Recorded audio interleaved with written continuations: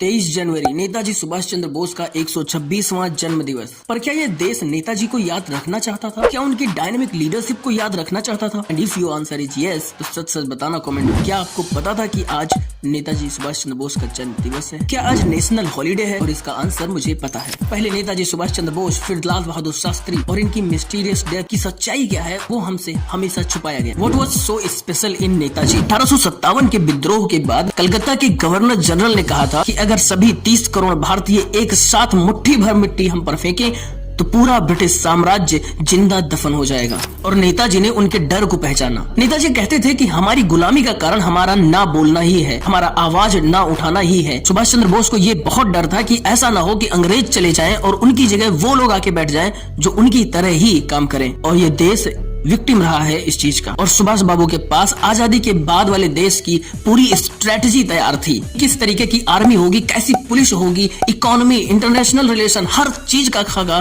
तैयार था उनके पास। सुभाष चंद्र बोस जर्मनी, जापान, रसिया आदि के लीडर्स के साथ बैठ के स्ट्रेटजी डिस्कस करते थे। और 1945 में अगर उनकी सस्पिशियस डेथ नहीं होती तो देश के पहले प्रधानमंत्री सुभाष चंद्र बोस होते। कहा गया कि 1945 में ताइवान में एक प्लेन क्रैश हुआ और उसमें सुभाष चंद्र बोस की डेथ हो गई। लेकिन क्या सुभाष बाबू की डेथ वाकई में प्लेन क्रैश से हुई थी?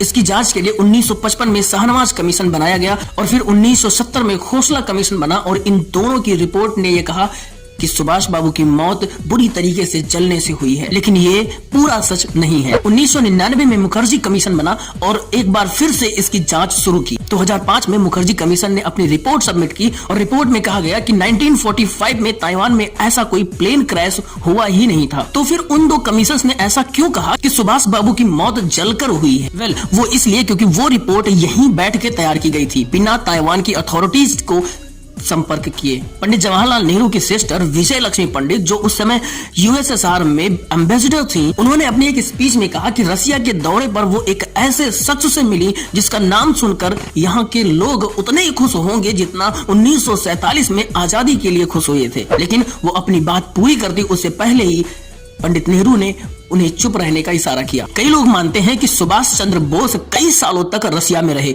और 1985 तक अलग अलग ऑफिशियल से मिलते रहे। लेकिन 1945 में अगर वो रहस्यमय तरीके से गायब न होते तो देश के पहले प्रधानमंत्री होते और देश की दशा और दिशा आज कुछ और ही होती। नेताजी के मिस्टीरियस डिसअपीयरेंस की वजह से नेताजी सुभाष चंद्र बोस का योगदान और आजाद हिंद फौज का योगदान आज हमारी हिस्ट्री टेक्स्ट बुक से या तो गायब है, या अगर हैं तो सिर्फ कुछ लाइनें या पैराग्राफ्स में सिमटकर। नेताजी के जीवन से जुड़े इन फैक्ट्स को अपने दोस्तों के साथ शेयर करिए, अपने परिवार वालों तक पहुंचाइए इस वीडियो को शेयर करके। ऐसा ही और अमेजिंग वीडियोस के लिए हमारे चैनल को सब्सक्राइब करिए। So that's it for this video. मिलते हैं आपसे नेक्स्ट वीडियो में। तब तक के लिए खुश रहिए, मस्त रहिए, तंदुरुस्त रहिए। ये लाइनें एंजॉय करिए। बाय। कि आजादी का संग्राम कहीं पैसे पर खेला जाता है, ये शीश कटाने का सौदा नंगे सर झेला जाता है। यूं कहते कहते वक्ता की आंखों में खून उतर आया, मुख रक्त वर्ण हो दमक उठा, दमकी उनकी रक्तिम काया।